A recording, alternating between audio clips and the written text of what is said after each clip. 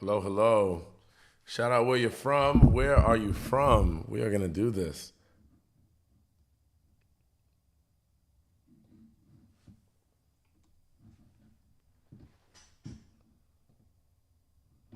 All right, where you from? Let's go. We got TikTok on here. We got Instagram on. You know what we're doing this week. You know this week is a big week for us. This is the week of the webinar, so make sure.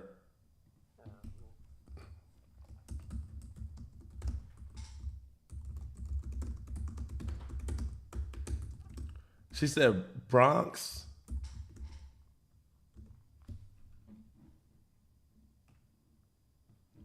Let me see. We got Bronx, New York. Don't play with Bronx. Every time I went to Bronx, I was like, oh man. Lessons and respect from Maui.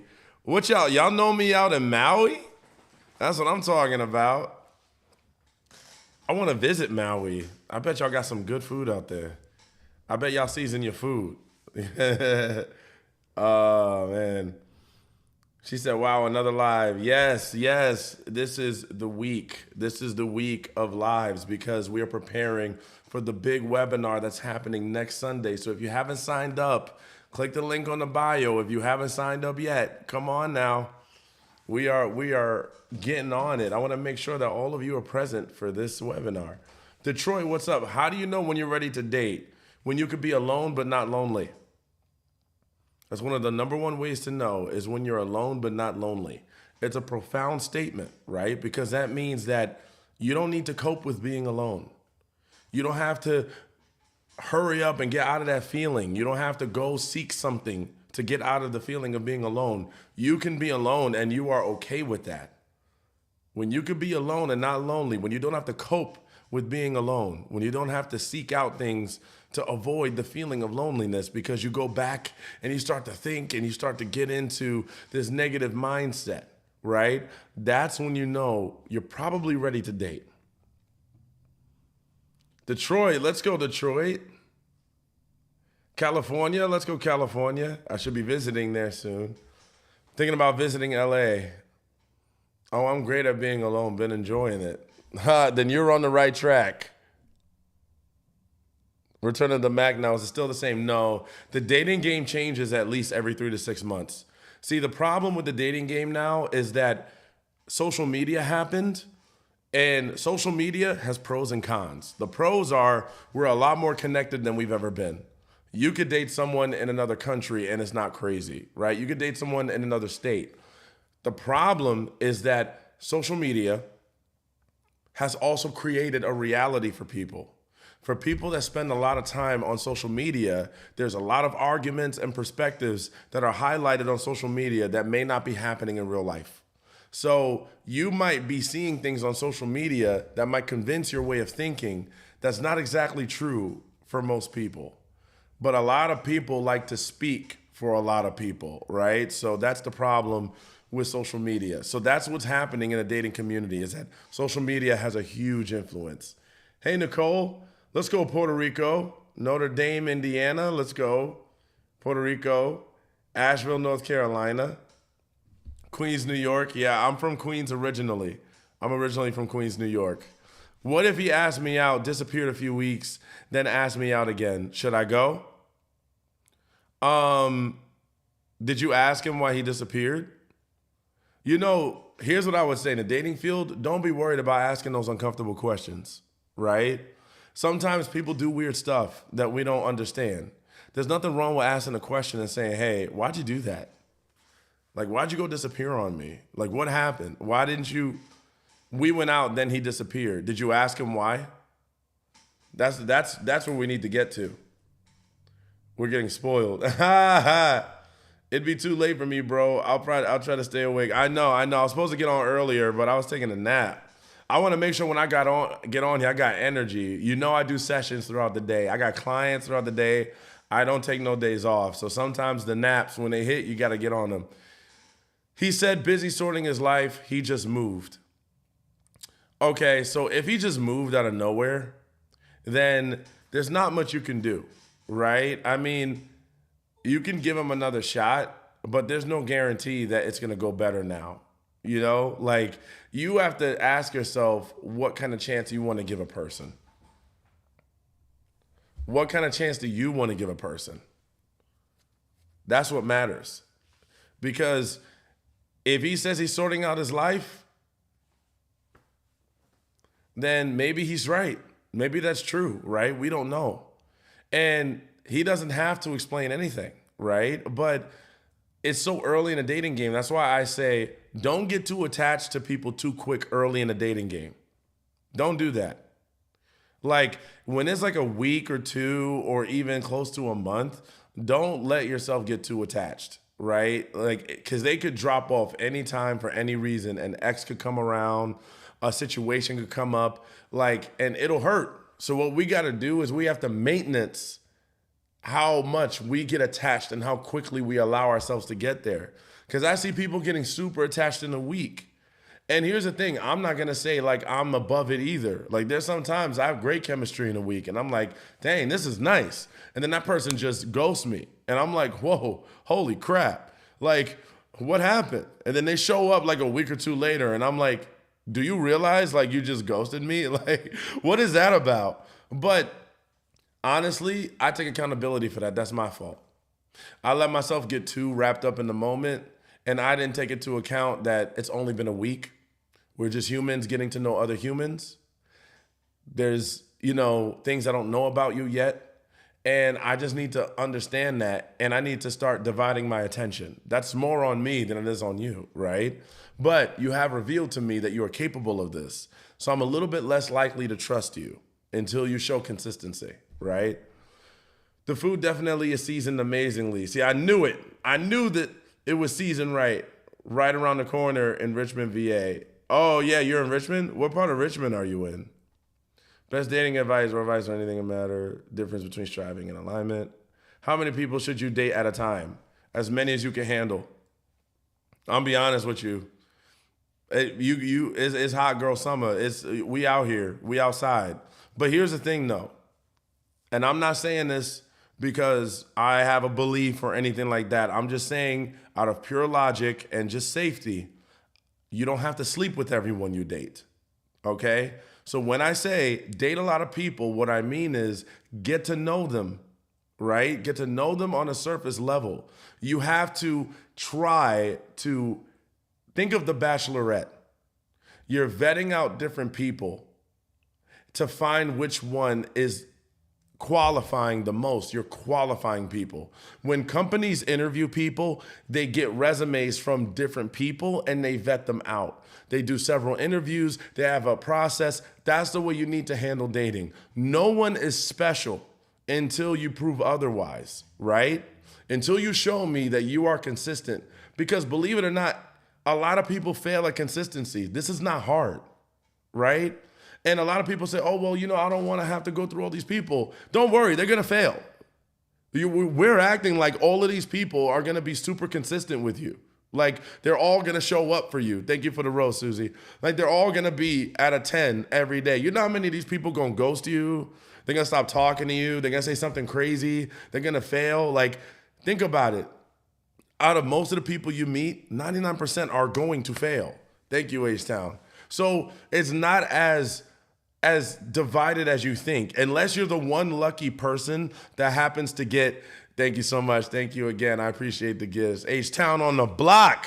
But unless you're the one lucky person that manages to get 10 attractive people that all are hitting you up, want to see you all day, all week, but if that's the case, we should be in a relationship, right? The reality is you're just vetting them out. That's not going to happen. Because most people are still hooked on, a lot of people are in different states, right? A lot of people are still hooked on their ex. A lot of people are not ready to date. A lot of people have not been to therapy. They have not challenged their trauma. They're not self-aware. One day they're good, the next minute they're not. They have personality disorders. They have mental health disorders. There's so much stuff that people are gonna have. It's gonna take out itself. They're gonna weed themselves out just by misbehavior. So, believe it or not, talking to different people is a lot easier than you think because they're gonna do it to themselves. And then when they do that, it's like, well, this was easy. I can't tell you how many times I might talk to like 5 or 6 people and then 4 or 5 just drop off because they got some other thing happening. And I'm like, thank God I didn't get emotionally invested to either of you. Can you imagine if I was just talking to you?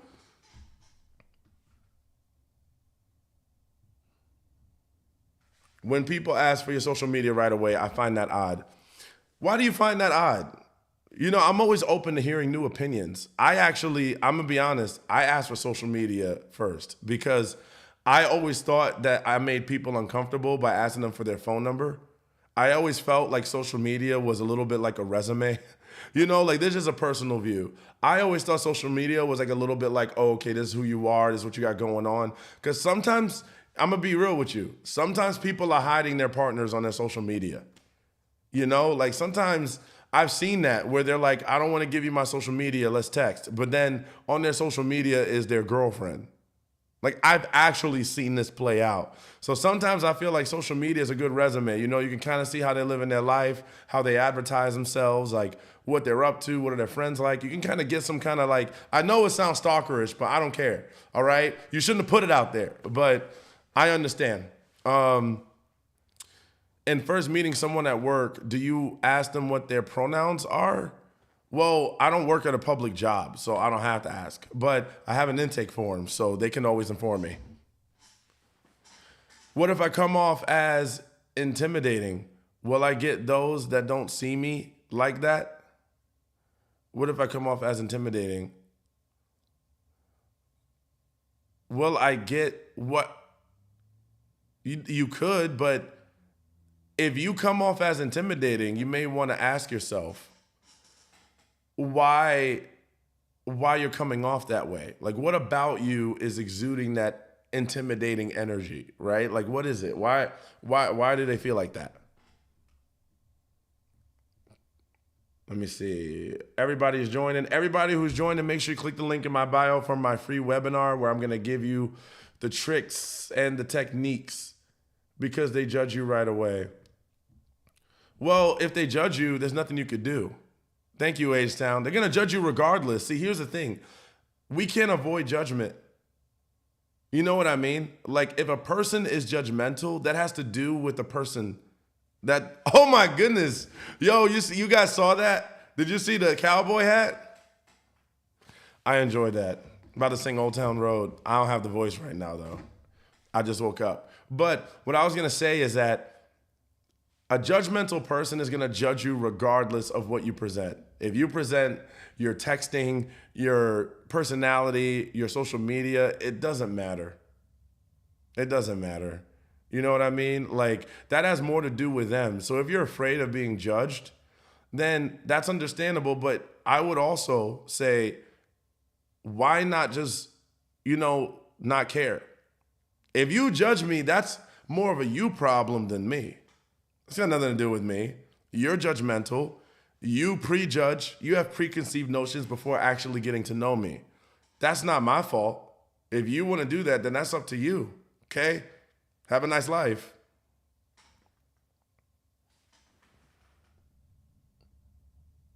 Probably because we emit a strong masculine energy. So here's the thing. That's a generalized statement, right? When you say we, I like to believe that every woman has their own individual energy, right? So I understand that you feel like there's a we in this equation, but I don't like to, group everyone that often and say, okay, well, everyone just emits. I think what happens is that we all have our personality specifications. Some women are just extrovert, right? Some women have strong leadership skills. Some women are decisive and initiators, right? So I wouldn't want to call that masculine. I think that calling that masculine is creating a negative connotation on women that take initiative, right? There's so many subset categories of personality traits that women have that people try to box up and say, well, you're just masculine. Like, so if she's an outgoing, extroverted type of person that's not afraid to say how she feels, she's frowned upon. It's almost like, kind of going back to a little bit of the older mindset where women need to be seen and not heard, right? Like, and I'm just using these as examples for point of reference. But I don't think that we can always categorize behaviors as masculine or feminine. I think it's more just if we're going to categorize it, right? And you can, and I understand, I'm not trying to invalidate anyone. I'm just saying this is how I see it. We can, I think a more kind of, I guess if you want to get specific about it, active versus passive energy. Like that sounds more, right? Like it actually embodies more. See, when you say masculine, it boxes it in. Active and passive kind of broadens it, right? I like broad words that give you many places and it doesn't assign negativity to it, right? Because both approaches are needed in several situations. Neither one is bad, but could be viewed as bad. It's so interchangeable, right? There's certain situations where certain people wouldn't like it and certain people would. But calling a woman masculine or calling a man feminine, I understand that that's what we do. And I'm willing to entertain that. But I think that sometimes works against us.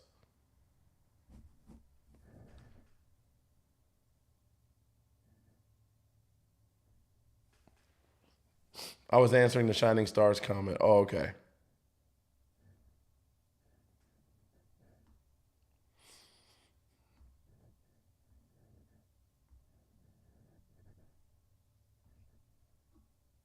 Active energy. Yeah, no, I got you because, you know, and this might sound a little bit like whatever, but I try to I'm direct, right? I am direct, but I try to speak in terms of love, right?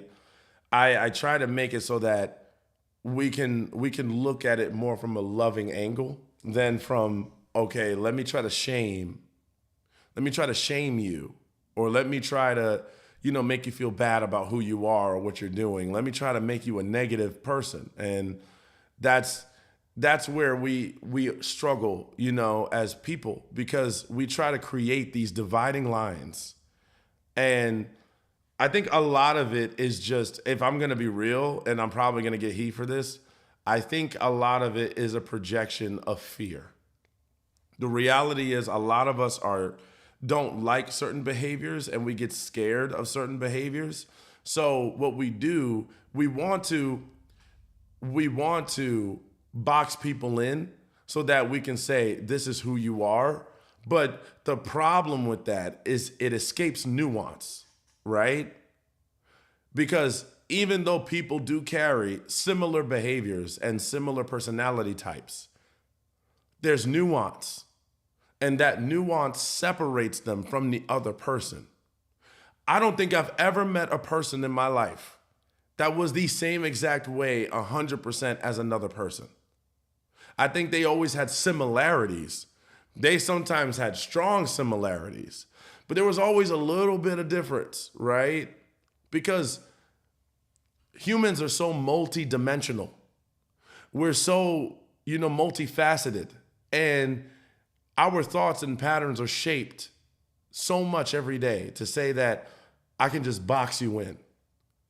So what you're really doing, if you're boxing someone into a personality type or a title type, you can do that. But you might be misjudging them. And if you misjudge them, you might miss the opportunity. You see what I'm saying? Not discovering nuance, not giving yourself a space for nuance, escapes the opportunity to really see what the person is, why they think the way they do. You might have an opportunity to truly love someone or to truly find partnership or friendship in someone, but because we want to project this box, right? Because we don't want to take the time and patience to figure out who they are. It's kind of an easier route. I can agree with that. It's easier. I just call you whatever. Oh, you're just bipolar, right? Without a diagnosis, it's easy for me. But guess what? Here's what's funny. Even in terms like bipolar disorder, narcissistic personality disorder, there's nuances in that too. That's why I never run out of material. because it's forever evolving. And even when you've gotten all the nuances, there's more. So there's spectrums. Not every narcissist is overt.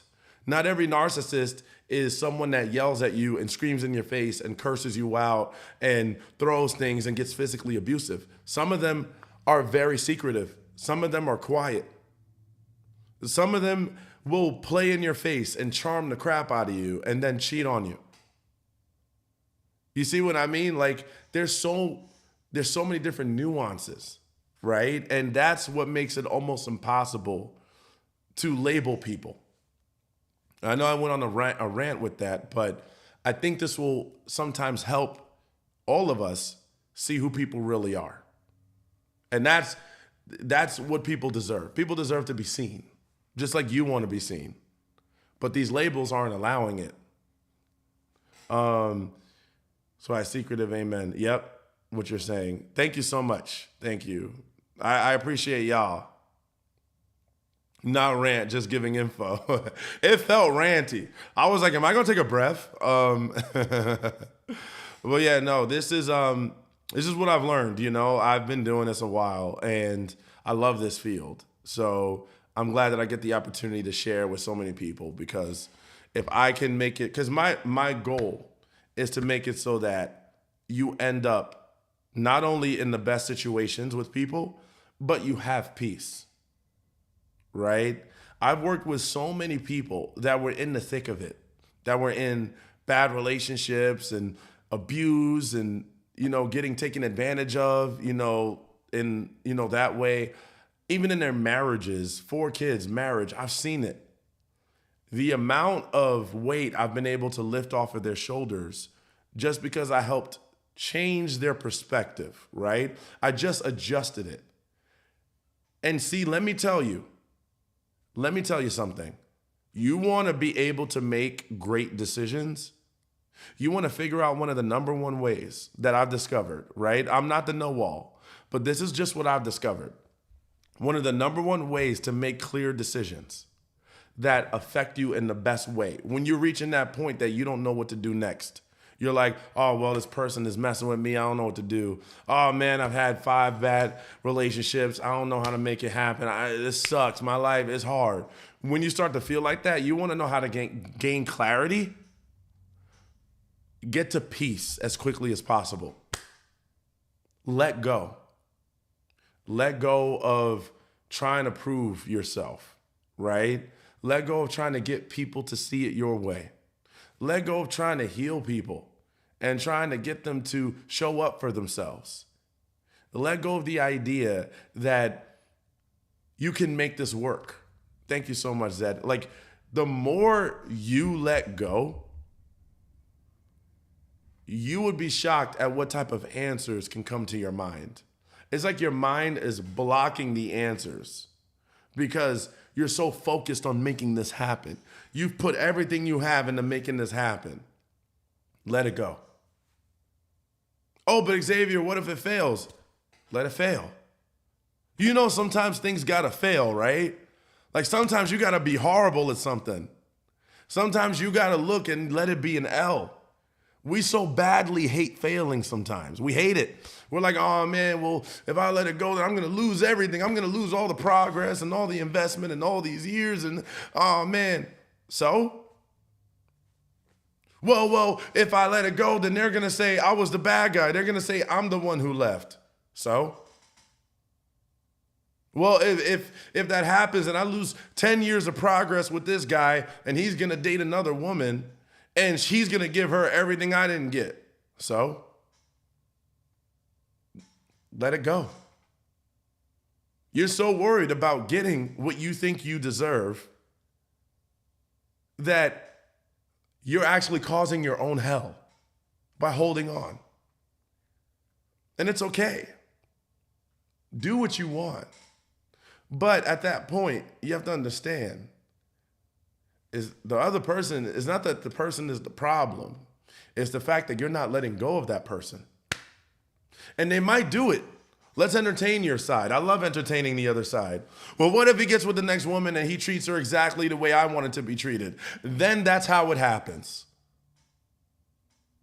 That's how it goes. And that's a beautiful thing because maybe he got with the person that he was really meant to be with.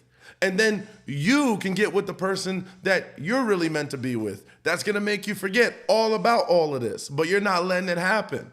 You're not letting destiny take over. You're just sitting there preventing destiny from happening, trying to manage it on your own when destiny already showed you 10 times this ain't it.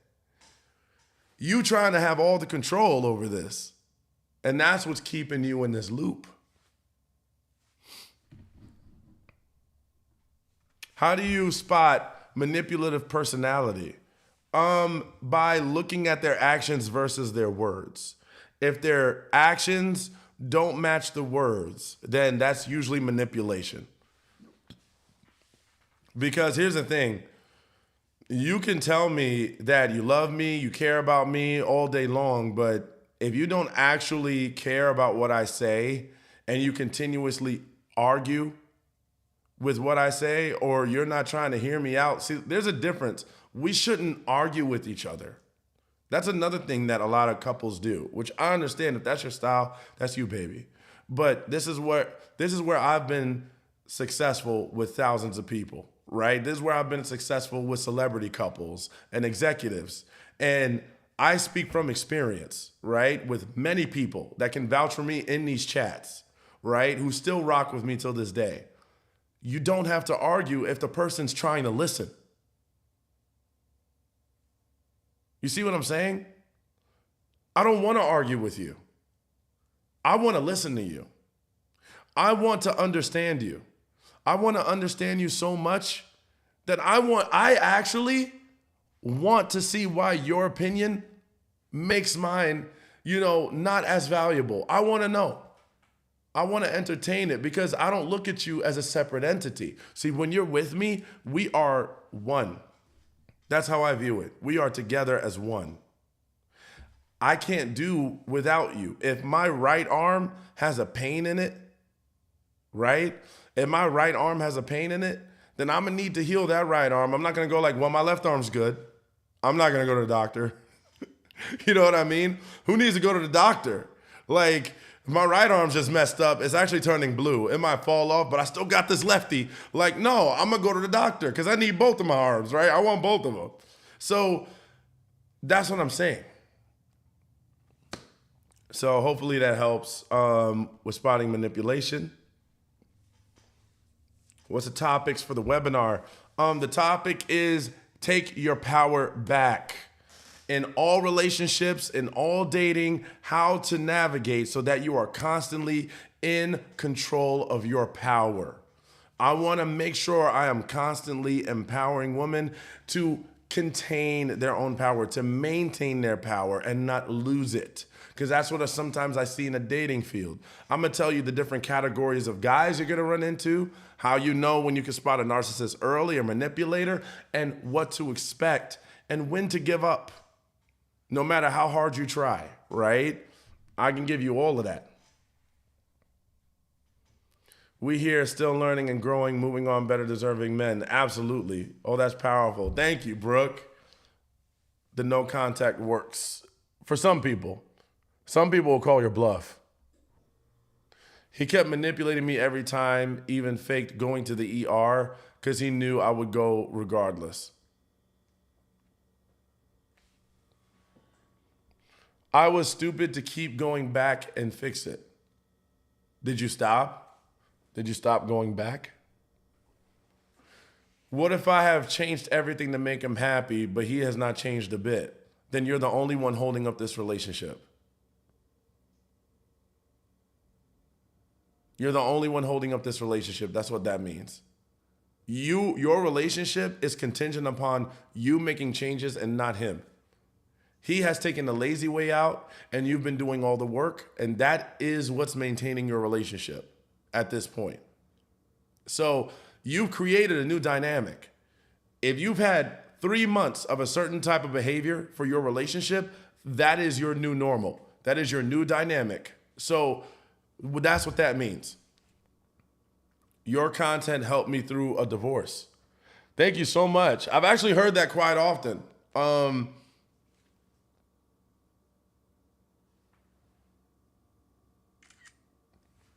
I like that comment. I'm going to highlight it.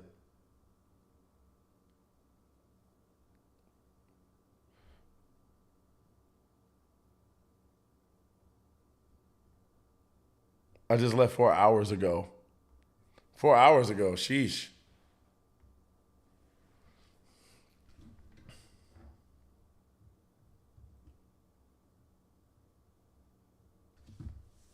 Yeah, 4 hours ago is crazy. Yes. I would say, there might be some things that you're questioning there. How do you detach from what I even call a relationship, friends with benefits or so? Stop having sex. You want to start the path? The first thing you got to do is stop getting in bed with this person. That's number one. Because that's going to confuse the crap out of you. That would confuse the crap out of me as a guy. If I keep getting in bed with this woman, and I'll be like, wait a minute. But I would say you got to stop giving them your benefits. And you also have to be okay with the fact that they might walk away after you stop giving them the benefits. You have to be willing to fail, willing to let it die, right? Because that's really what it is. I took my self-respect and dignity back, and I feel better and look better. It's been a month with no contact. He sends me 3 depressing songs from YouTube. I did not respond. Yeah, some people really like having you around, even though they don't really like being the person you need. Like, we have to understand that this is a category of people, right? Some people like having access to you and like your attention, but they don't like actually being with you. So that actually exists. And sometimes we misinterpret that with what we want to see. Because we want to say, well, maybe they like us. Maybe there's a chance. Maybe there's an opportunity here. Maybe they're just shy. Maybe they just don't get it. Maybe they're hurt. Maybe I need to do more. Stop it.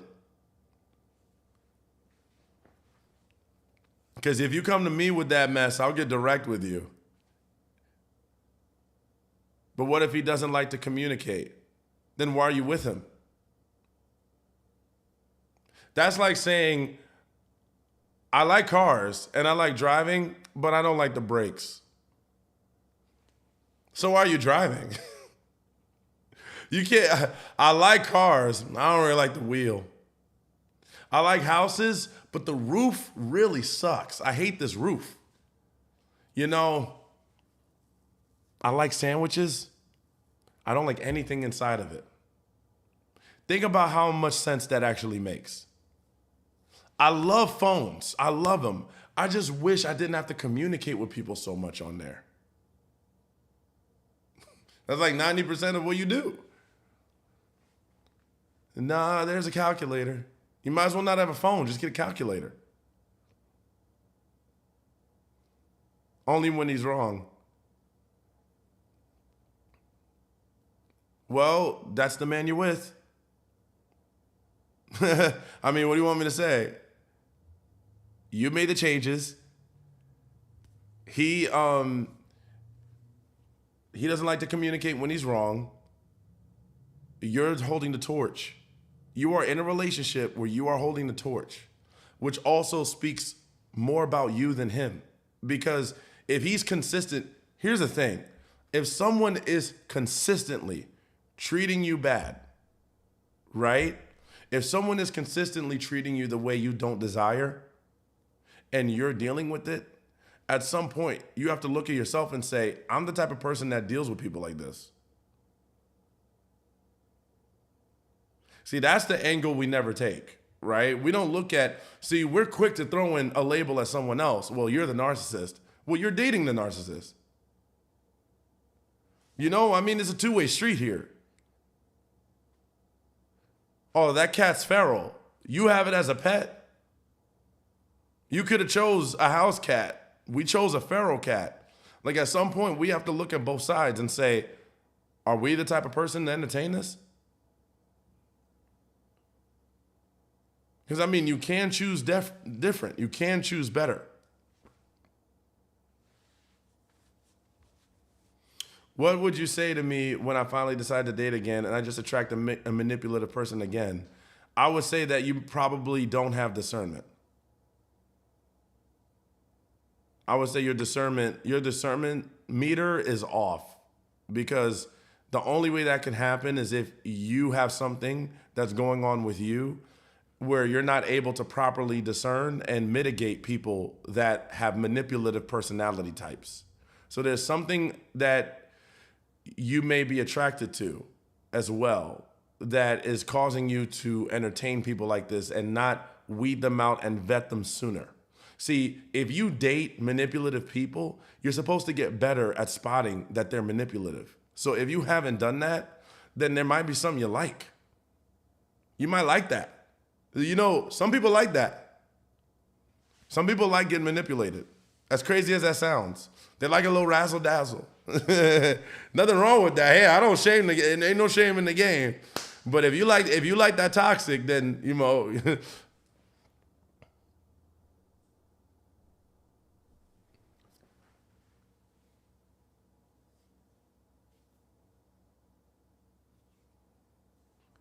She says, so he won't change? So he won't change. Well, has he changed so far in 10 months? You can hang on. You can do whatever you want to do. But you have to ask yourself, why would you even want a man that has to make those kind of changes? I keep finding emotionally unavailable, but my dad was also emotionally unavailable, so I get it. See? That's good that you identified that that's something that your father showed you and that's resonated with you, right? So the fact that you know that has come from your history, then what you would have to do is just adjust your vetting process, right? I don't know how to change that. You might need to work with someone. Here's the thing.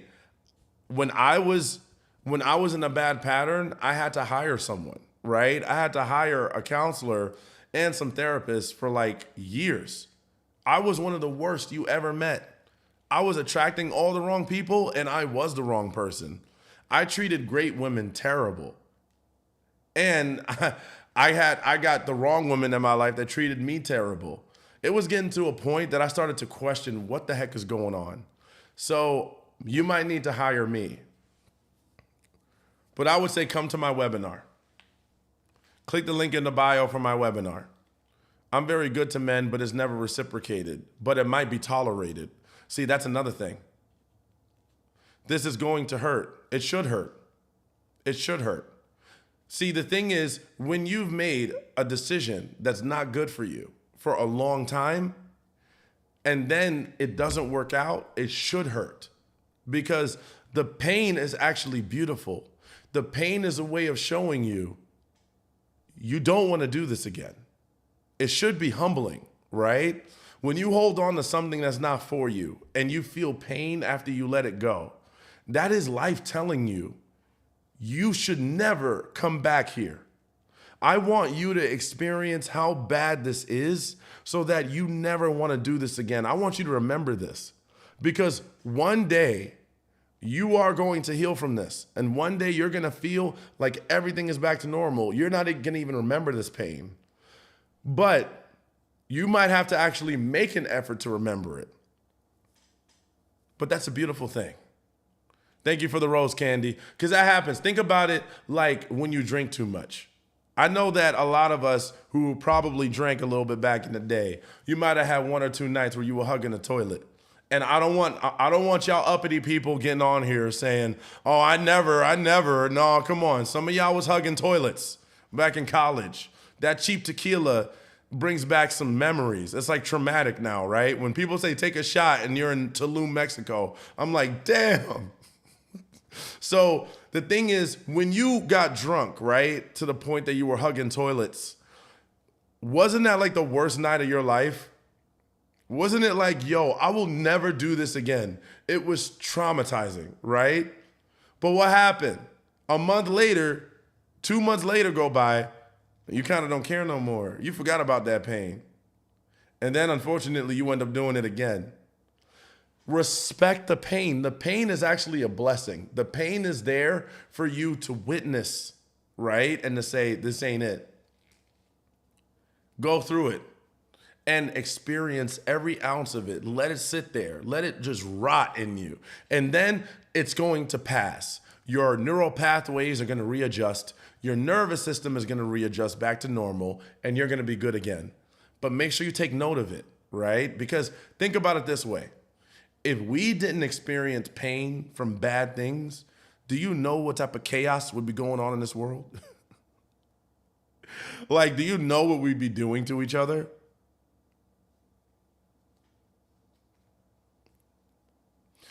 I started drinking only 2 years ago. Good analogy. Absolutely. I'm on it tonight. See, this is what happens when I take a nap, y'all. This is what happens when I take a nap. Thank you so much, Nicole. Pain is like an alarm system. It makes us stronger. Yes. What doesn't kill you make you stronger? Who sings that? That's a song. Stand a little taller. I feel like I've heard it all the time. I've heard it so much. Side note, completely handsome. Thank you. I appreciate it. Katy Perry, yes. Oh, Kelly Clarkson. Wait, which one is it? Thank you so much. I appreciate you.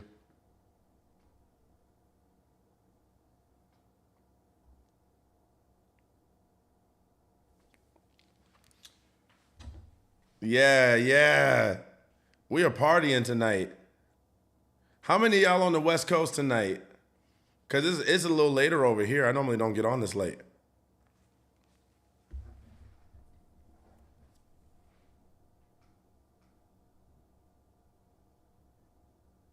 You Googled it, didn't you?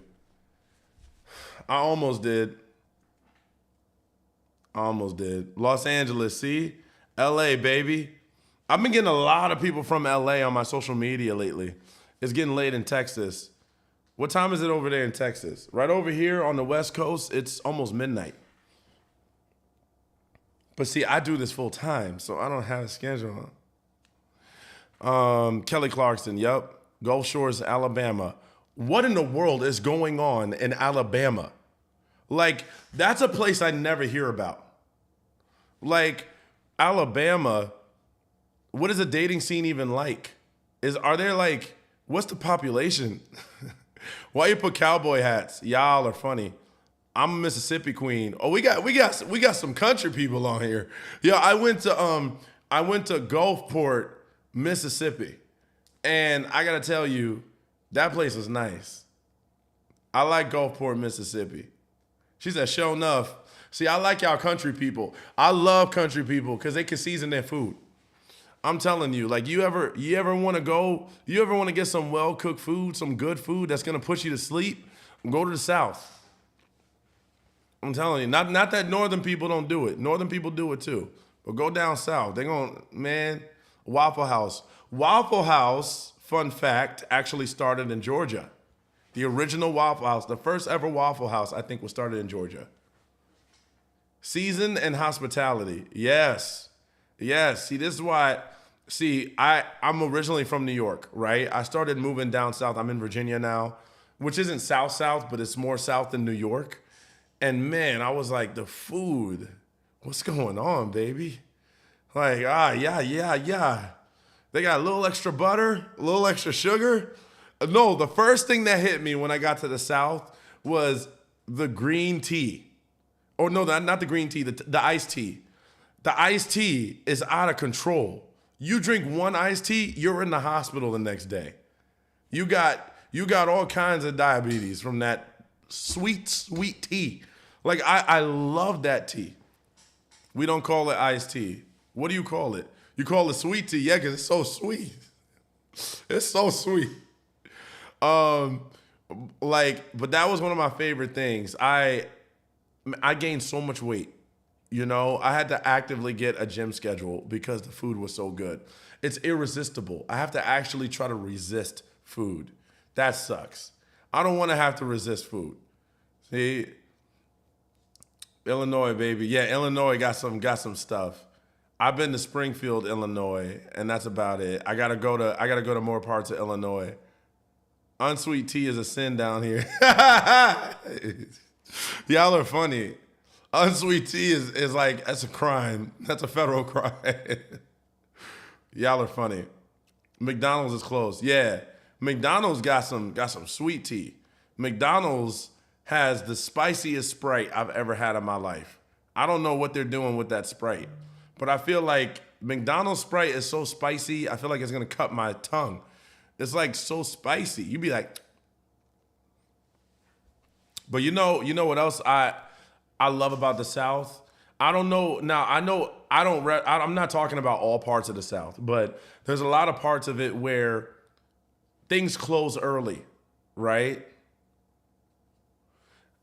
Things close early, and people will hang out in parking lots. People will hang out in parking lots. They'll hang out at the Walmart parking lot, at the Wawa. If y'all got a Wawa, I don't know which parts of the South got the Piggly Wiggly. I'm not gonna lie. When I heard about the Piggly Wiggly, I lost it. Like I was like, wait, what? how many of y'all know about that Piggly Wiggly? But they got bonfires. Mississippi has the Piggly Wigglies in Alabama. y'all know when I heard that. Yeah, but I loved like the family and the friendly type of environment. Like I love staying in parking lots. I love the bonfires. At first, I'm not gonna lie, I didn't like the bonfires because I would get in to the bonfire and then I would smell like the bonfire when I went home. I would have to take off my clothes and throw them in, like the foyer or something. But now I look forward to a good bonfire. I'm not gonna lie though, bonfires are not that fun if you don't have someone, right? Like I love bonfires, but sometimes I get jealous of the couples. The couples are so coupled up during bonfires. Have y'all been to a bonfire where there's like a lot of couples? You just know they're gonna go home feeling real good tonight. Like everybody's just chilling and throwing back a couple of beers. They're all like cuddled up and getting all warm and sharing stories. I'm like, man, get out of here, bro. She said, come be my plus one. You ain't ready for this. Plus one. Yeah, no, I love bonfires though, and I will throw a marshmallow over the fire. She said, "I stay here." See, I know you from the South. You say you from Mississippi, right? What part of Mississippi? Yeah, I'm always solo. I be solo too, man. Where in New York are you from? I used to live in Sleepy Hollow in Westchester. Oh, okay. I used to live in Queens. Jamaica, Queens, North Starkville area. How far are you from Gulfport? I like it. Yeah, Queens. I think if I'm correct, I think Nicki Minaj is from my same area. And people get on me because they're like, "Oh, you don't sound like you're from." I'm like, well, I have my moments. New Jersey. My cousin lives in New Jersey. Are you in New Jersey right now? Argentina, what's up, girl? Coming through with the snap. She didn't take no time. She joined the live and she said, I'm gonna get announced when I get in. I'm gonna get announced. Hello, announce my arrival. Hola. It's about 4 hours. That's not bad to me, driving distance. Yeah, no, I have to see more of Mississippi, so who knows, right? Serena, who's Serena? Who are you? When I moved to New York, I landed in Ossining, love it, then ended in Queens. Now back to Cali. Damn. All the way from Queens back to Cali? That's such a huge transition. That's a long way away. You did a lot of moving. Patterson, New Jersey. How far is that from Newark? Now, New Jersey got some good food. Don't sleep on New Jersey. I got some chicken wings for $5 that blew my mind. I went to this Jamaican spot. You know when a Jamaican spot got the wings sitting out on the front? I was so happy. I got so emotional. You put the wings out front, the fried wings. I'm trying to not eat fried foods that much, but New Jersey makes it hard. See, I'm such a foodie. Y'all know I'm a foodie. South Jamaica side. I'm from South Side Jamaica, Queens. I was from South Side Jamaica, Queens. That's crazy. Yeah, I was from South Side Jamaica, Queens, Ozone Park. I took the Q41. I know about Liberty Avenue, Green Acres Mall. You know, we out here, South Side Jamaica. You know, I went to public school 226. There's so many schools in New York, they just got numbers. They don't even have names anymore. You know, unless you go to a private school. The private schools are named after saints. St. Mary's, St. Benedict. They just got numbers for schools. Do you miss it? All the time. Here's the thing, I don't miss Queens as much as I miss Manhattan. I still visit. I still visit Manhattan actually. Like I like Manhattan. Queens, I'm kind of over Queens. Like I like Queens, but I spent a lot of my life there, and I just don't see. I'm good, but I like Manhattan. I'll stay at the Millennium Hotel in Manhattan. I'll come outside in the morning, get an ice cream cone, and then go about my day. I love Manhattan. I'm a big fan. I've never been up north at all. You've never been up north, you might get overwhelmed, right? The accents might be a little different for you. The accents might be different. People are authentic in New York. That is true. If a New Yorker doesn't like you, they'll let you know. If they like you, they'll let you know. What I like about New York is that a lot of people are so genuine, Like they're gonna genuinely let you know what time it is. Like if they're your friend, they are really your friend. They're not trying to fake it. Queens made me cry. I wasn't used to the toughness. I had friends that got beat up in Queens. Like, I used to get into fights back in the day. Queens was on some stuff. It's different now. Like, if you go to Astoria, Queens, it's actually pretty nice. Like, I like Astoria. My friend's fiance lives in Astoria. And that's a nice part of Queens. They got some great margaritas. That margarita made me miss my flight. I just spent $300 on a hotel overnight. Sheesh. Yeah, no, that margarita was so good it put me out. I was dancing. I danced my way past that plane. See, that's why you can't. I gotta keep myself away from indulging before I gotta make things happen.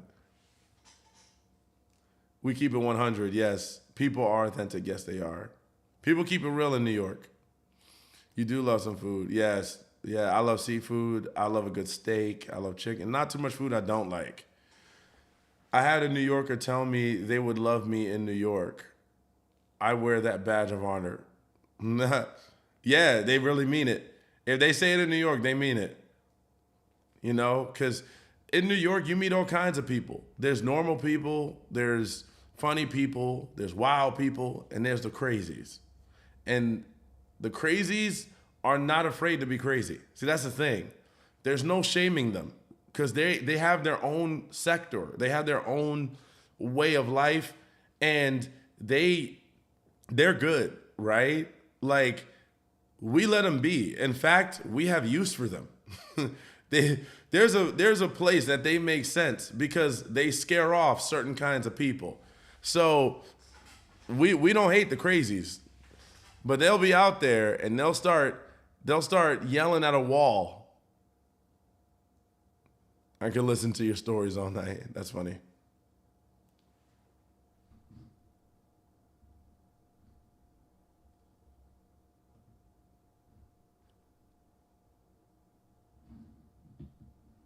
Dang, my live cut off.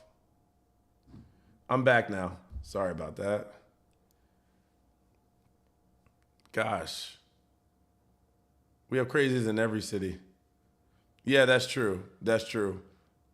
But I'm be honest, so I'm in Richmond, Virginia, right? I've been living here a little bit longer than I lived in New York. I haven't experienced the same type of crazy that I experienced in New York. Like, I think New York has its own kind. Because, like I said, in New York, I think that differences are highlighted. Differences are a good thing. It's not like, oh my God, you're different. Now I'm not gonna accept you. We don't care. Live your life. Love your life. In the South, you just have one per town. And that's so true. You got one per town. And everyone knows them, right? They put them on Facebook, like, hey, have you seen this person? They're like, yeah, I saw him last week. They're almost the town, like the town like jester or something. Like, oh yeah, we know this. You know when they start putting you on Facebook, it's over. The town mascot, yeah, yeah. They almost like him. We almost like, man, we're so glad we got one. He adds some diversity out here because it's just getting to be too normal. We need to add some flavor. So, by the way, ladies, if you are looking to be at my free webinar, make sure you go ahead and click the link in the bio and sign up on the form because I will be hosting a lot of y'all at this webinar. I'm going to be letting you know what to look for in a dating field and in the relationship field and how to manage all these situations, all these questions y'all got, right? I'm going to make sure that I start to answer those for you. With stuff I can't say on here, there are tricks to it. So make sure you go ahead and click on the link in my bio and get started. Do not hesitate to click that link and, fill out the form. Because I'm making sure everyone gets texted. Too many Baptists, gotta balance it out. Ha! That's funny. That's funny. The more south you go, the more religious posters you see. Like when I go from Virginia to like North Carolina, South Carolina, I see these posters like God is love and God. It's funny how you see that as you're driving. Where's your bio? My bio is on my profile. So if you go to you have to get off the live. I'm still gonna be here. You get off the live, you go into my profile, and then you click the link in the top of the profile, and then you will see where you can fill out the form. Because I'm gonna be giving people bonuses. That's the thing. I want to give y'all something to walk away with. I'm giving you bonuses.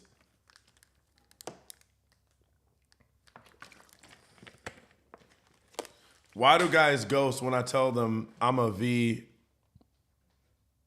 I'm a V? What's a V? Oh, a virgin? Guys ghost when you tell them you're a virgin? You're 21. Did you say you're 21? You can't find the link either. Look at my most recently posted video on TikTok, and I will show you where the link is. The link is right up. I'm gonna have to take a picture of it. The link is right at the top of my profile. It says Linktree, right? It'll say Linktree. Are you 21? Lockdown stunted my experience. What does that mean? Well, here's what I would say. Yes, 21. Okay. So here's what I would say. Most guys are ghosting you because let me ask you, are you waiting till marriage? Are you waiting till marriage? We've been chatting long distance, and I told him, you're not waiting till marriage? Maybe they think you're waiting till marriage. They might think that. Did they ask you if you're waiting till marriage? We've been chatting long distance, and I told him. You told him what?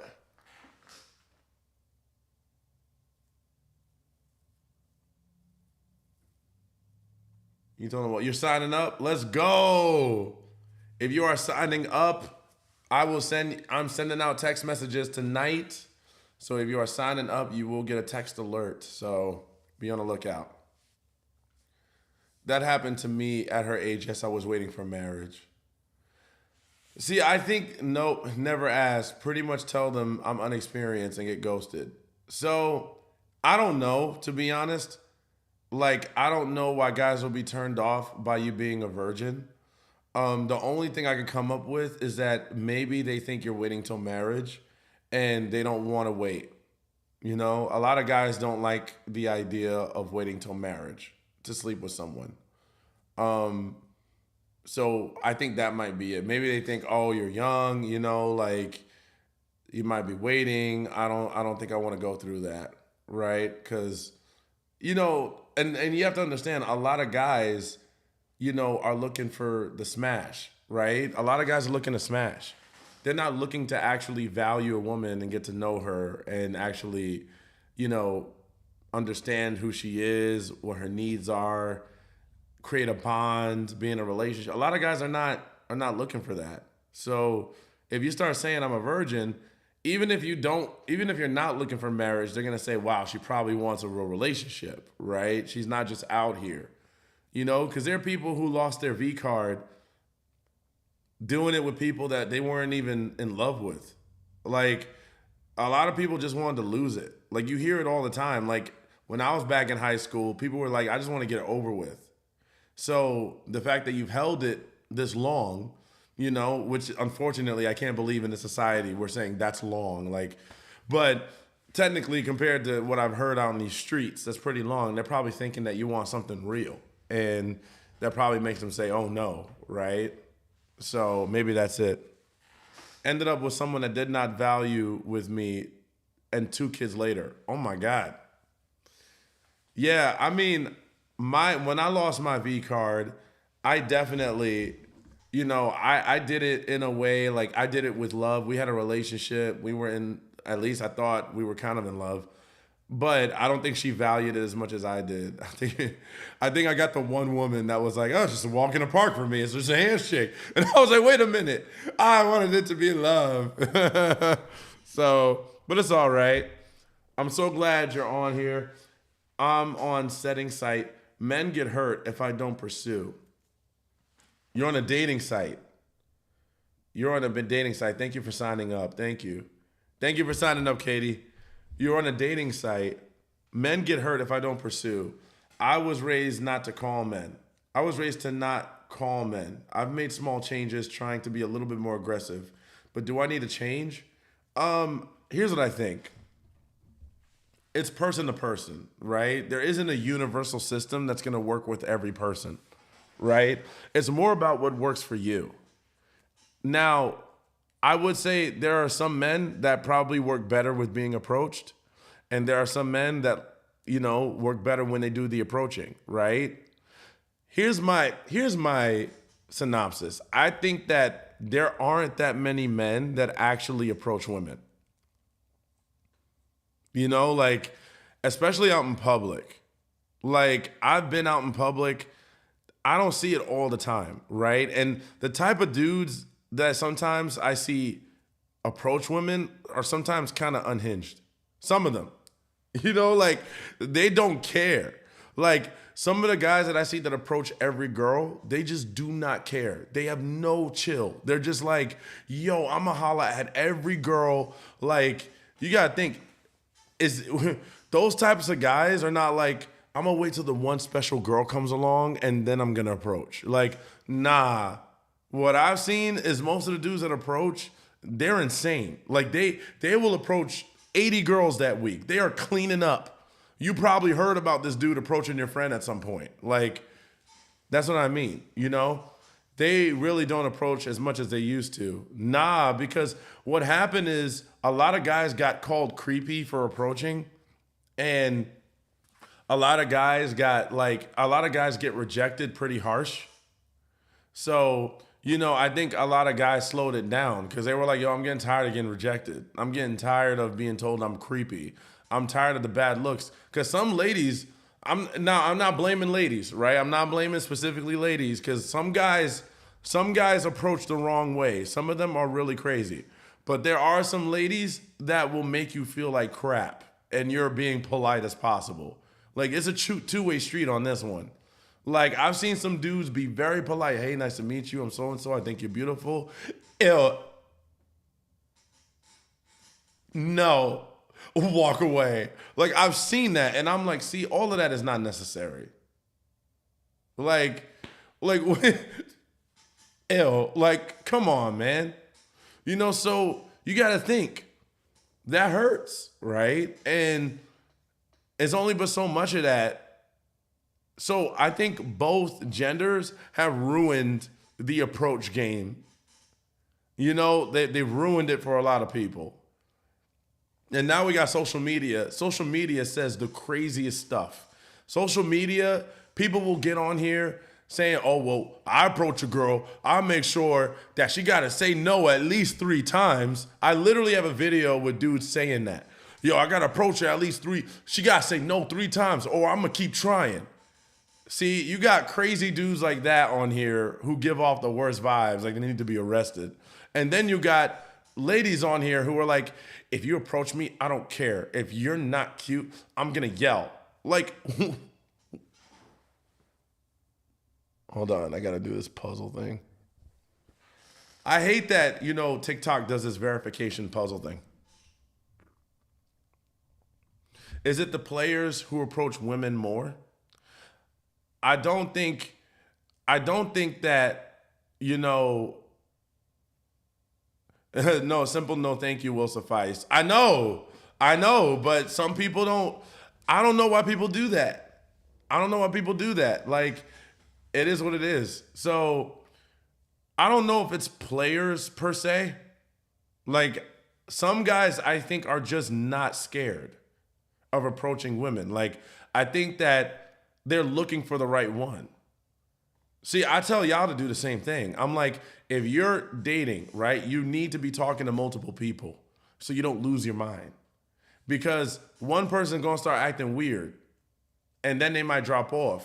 You gotta have options. So he might just be getting some options on the table so that he could vet them out and decide which one is wifey, right? Sometimes you gotta cast a wide net, right? Isn't that the saying? You gotta cast a wide net, see which one bites, right? I hate to say it, but it's like that, all it takes is one yes, right? You get 4 no's, you get 1 yes. So it's more of a mentality, but some guys I'm sure are players, but what are you gonna do? They got to remember, I might get 20 numbers, but I'm only calling 10, taking 3 out, and maybe 1 get... Yeah, exactly. Exactly. That's exactly how it goes. It's kind of like when I go to... It's kind of like when I go to a dressing store, like TJ Maxx or Marshalls. Yeah, I bargain. Leave me alone. And then I get all of these clothes because they all look nice, but then I walk in and only like 2 fit decently, and I might buy 1, like it's kind of like that. It's not so much, oh man, I'm juggling feelings. I'm juggling, sex. I'm not doing all of that. I'm just finding out which one is really, really right for me, right? So I don't want to juggle. I hate juggling. Like, I'm be honest with you. I hate the idea of juggling. I'm just trying to find out which one fits. That's it. Which one of us gets along the best? Which one of you can be more of my best friend than just someone that I want to hang out with for a night, right? Which one is someone that I feel like I can open up with and communicate and have a good conversation with, right? Like that matters more to me. I might be able to find a pretty face. I might be able to find someone that can have fun and party, but I may not find someone that truly clicks with me. There's not too many people who are like that. So honestly, to me, dating is kind of a job. It really is a job. Like, if you're looking for a relationship, it's work. It's not that. Now, you can have fun doing it, right? You can have fun. And you should have fun. You should just worry about being in the moment. But sometimes it's like, oh my God, I got to go out again. I got to eat another good meal with someone. I got to talk about, my favorite color and where I grew up. Like, you get tired of this shit, man. Like, it gets old having these conversations. But, you know that one day you're going to meet a person and that's going to be the last time you have to have this conversation, hopefully. And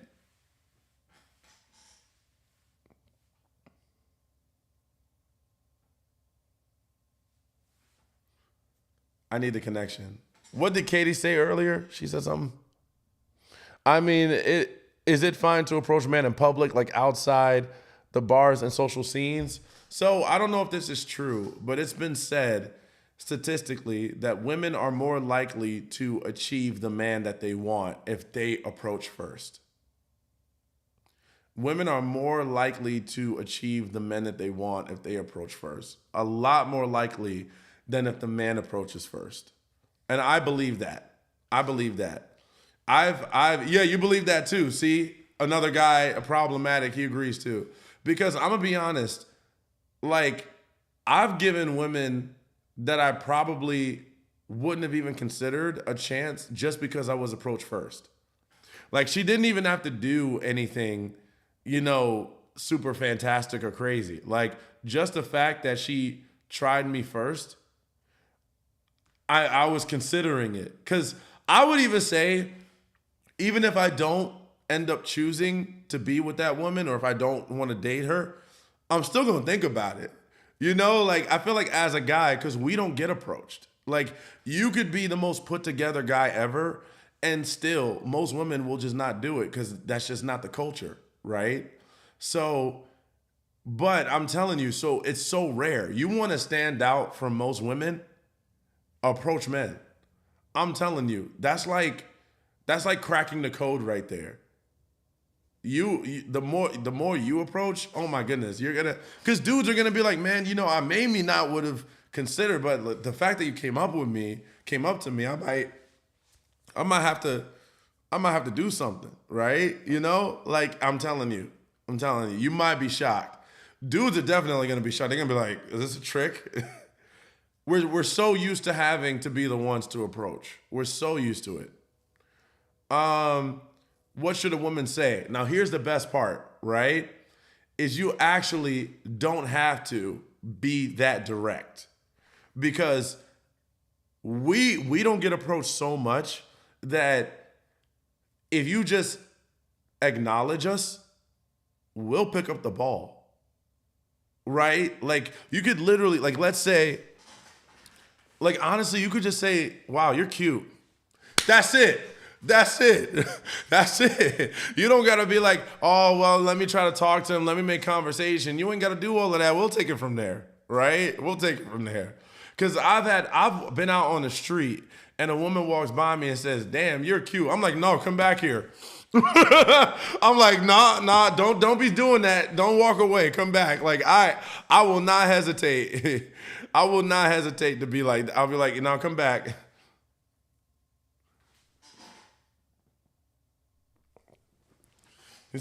She said, I approached my BF and he was super surprised. Yeah, it's very shocking because it doesn't happen. It doesn't happen very often, right? You're gonna get things started now. Now here's the thing. I'm in a different category. I'm on social media. So, but I would say for guys that are not, more particularly guys who are not on social media, or who aren't out there like that, they're gonna feel the impact of it a lot too, right? They're gonna feel it. Do you believe in online dating? Yeah, I think, well, a lot of people have met their person online. I know millionaires that have met other millionaires on Tinder, right? And got married. So here's the thing. I don't think that one is better than the other. I think that all of them are forms of it, and it's up to you to just use it correctly and be wise about it, right? Because they can get pretty crazy.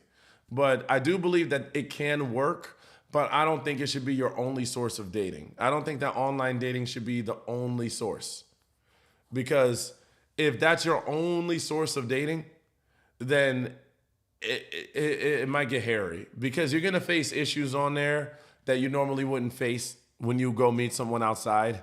And you have to ask yourself, do you want to just keep going through the same problems? Like, honestly, me personally, I've had success both ways. I've had success online, and I've had success when I've gone out. I would say, me personally, online or out in the world has been a little better because there's no filter. I'm gonna just be honest with you. You can't use a filter. You can't try to, look perfect and sound perfect before I meet you. It's all raw, right? It's raw, it's upfront, it's in your face, it's real time. If you step over your words or if you say something crazy, you can't think about it. I think it's a lot more organic, at least for me. But sometimes you can't pick up on vibes online. Yeah, exactly, exactly. So you don't know, but that's why, but I hate going outside sometimes. I'm gonna be honest. Sometimes I'm a homebody. I love to stay in the house. I just want to watch Netflix. I just want to chill. Like I sometimes I'm a homebody. I'm out all the time. Like I take boxing class. I'm working, I'm always doing something. I don't want to have to do all of that all day and then at the end of the day I got to go to a bar now. Like so sometimes I just get annoyed by it. What'd she say? How can you hurt or belittle a super narcissist, the one that doesn't cry? Um, you want to hurt or belittle him? She said, Gray Rock, keep it short and simple. Less is better. They want is a reaction period. That's true. But you have to ask yourself, how long do you want to play this game? Because you can use that method and it will work. She is correct. But you have to also ask yourself, if you go with this long term, you're going to have to keep adapting it. Because eventually they find out that it's a bluff. You can only gray rock but so much. If you keep coming back, they're going to call your bluff. And then they're going to say, well, you're only gray rocking because you're trying to piss me off. And now they've evolved. See, sometimes narcissists are like the Borg from Star Trek. I know that was nerdy. Leave me alone. But they're like the Borg from Star Trek. You kill them and then they come back stronger, right? So at a certain point, you're going to run out of games. I knew you would laugh at that. Yes, my ex loved when he walked ahead and women shouted out to him. He was like, you gotta know who you with. I gotta remind you. That's messed up. Oh man, he must have been a good-looking guy for him to get hollered at like that. There's not too many women that'll catcall. He must have been a looker. Yes, their love bombs and manipulation keep him in control. Mine is out of his mind. Mine is out right now, and the cycle is on repeat. Bad. Yeah, y'all need to come to my webinar. Click the link in the bio. Come to my webinar. I'll give y'all all the belittling trick. You want to belittle a narcissist? Ooh, I got you. See, here's the thing. I don't say you should play games, but if you want to play games, I can tell you what to do.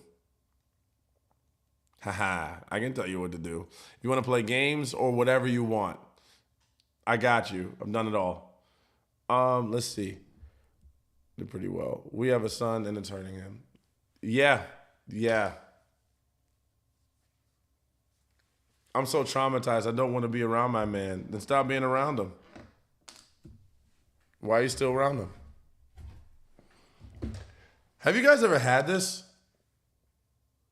They're called gummy and bloody bears. They're like red gummy bears.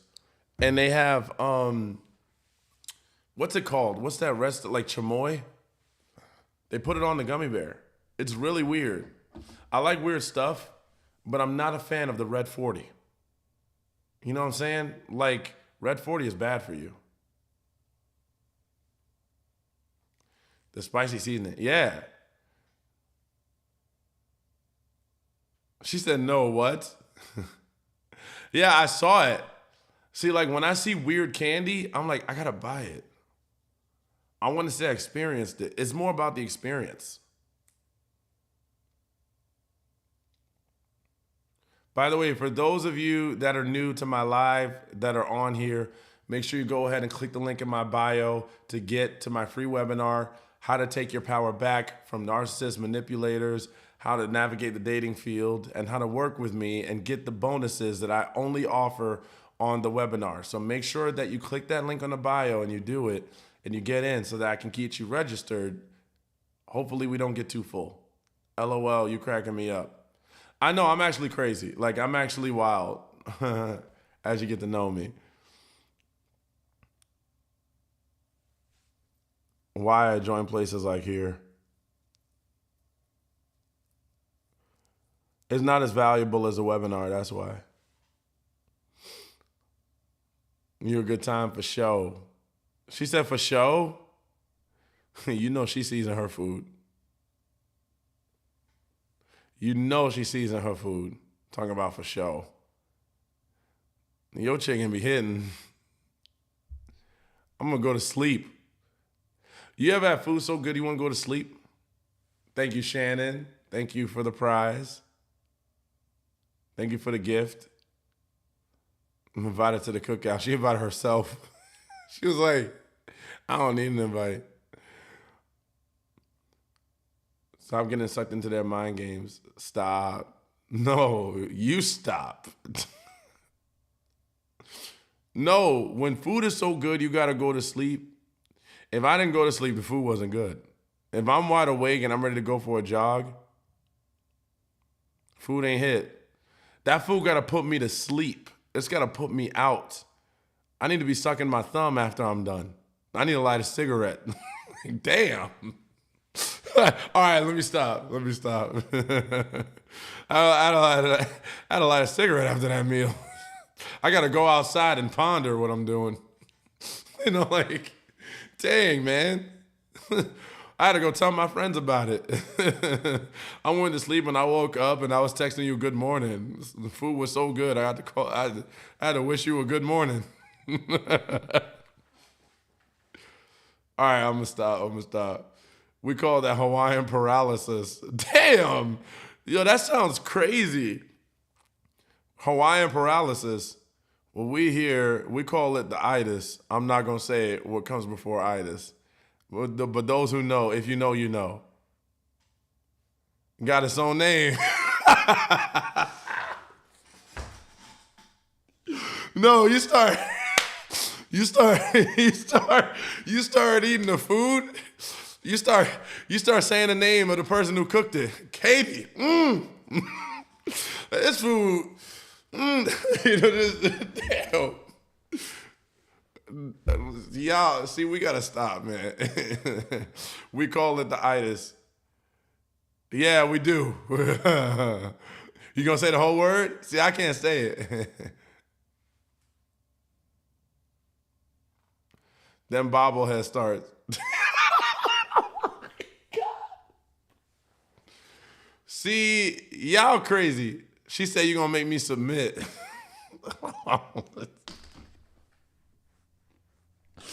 I am done, baby. I'm done.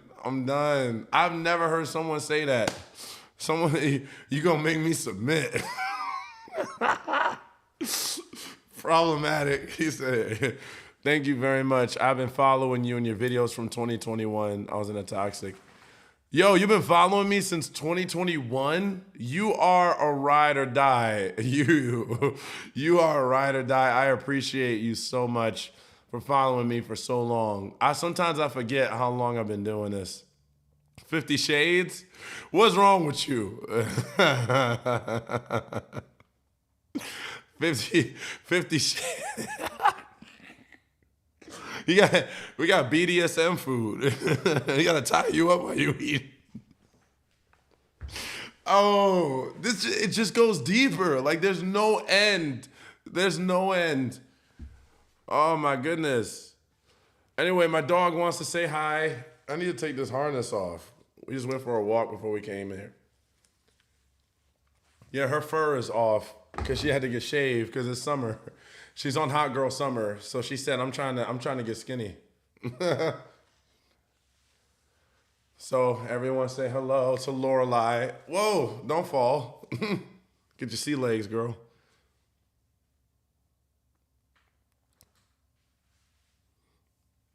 She's beautiful. Thank you. Yeah, no, but I am a fan of good food. I got Big Bike Dog exactly like that this morning. This dog she is such a cuddle bunny. Like, I don't know if I made her this soft, but she does not like confrontation at all. Like, she just wants to be cuddled all the time. She wants you to hug her. She is very soft. Like, she does not like Does not like the craziness. She will get scared and she will run. This is not a guard dog whatsoever. Not even a little bit. How old is she? She's about almost a year and a half. So she's really young. That's why I train 1.5 hours, 6 days a week now. She's a lover. You make any girl soft. My dog is like a little teddy bear. Yeah, so is mine. So is mine. Yeah. I kind of wish, because I get mad. Like sometimes when I see other dogs come up to her and she shies away so quick, I'm like, come on, man. Get a little bit of backbone. You know what I'm saying? Like show him you're not gonna be pushed around. She's just gonna sit here the whole night. I dated a married guy for a hot second. Whoa, what a story. What a start off. How you gonna give dating advice when all ladies on dating? Is it, hey, I don't know. But it works. It works.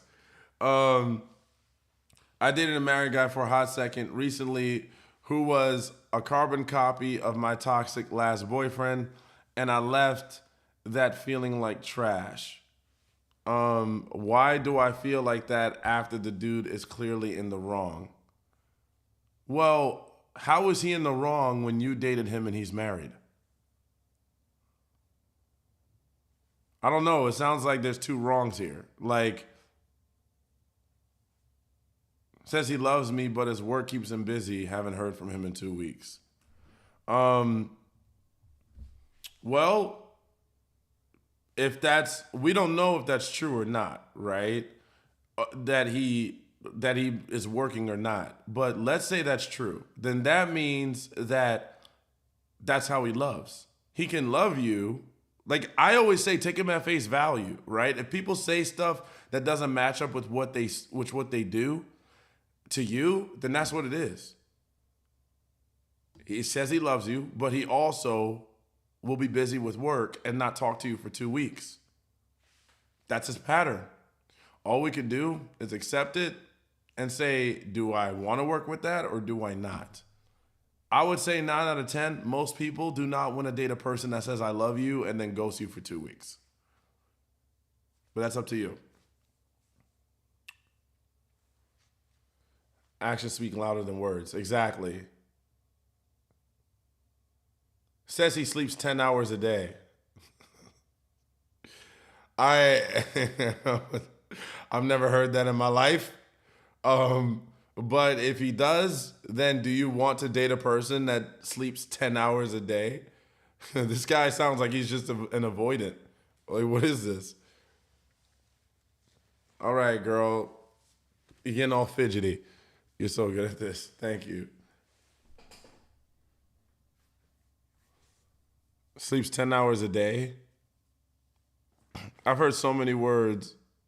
Are you guys hearing this? What she's saying?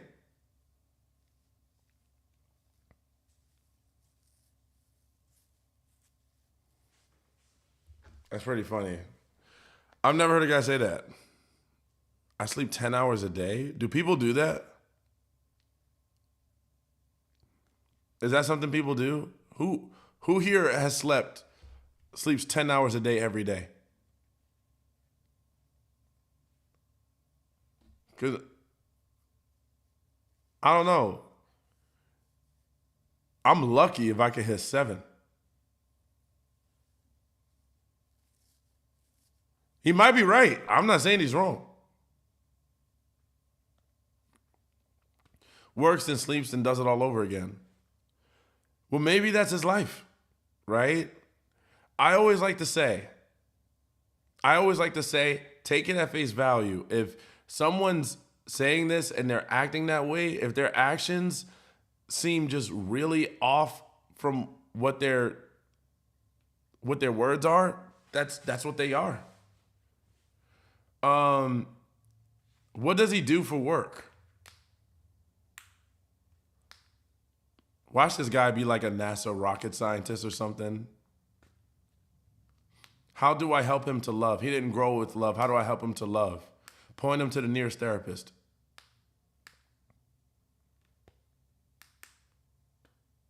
Point him to me.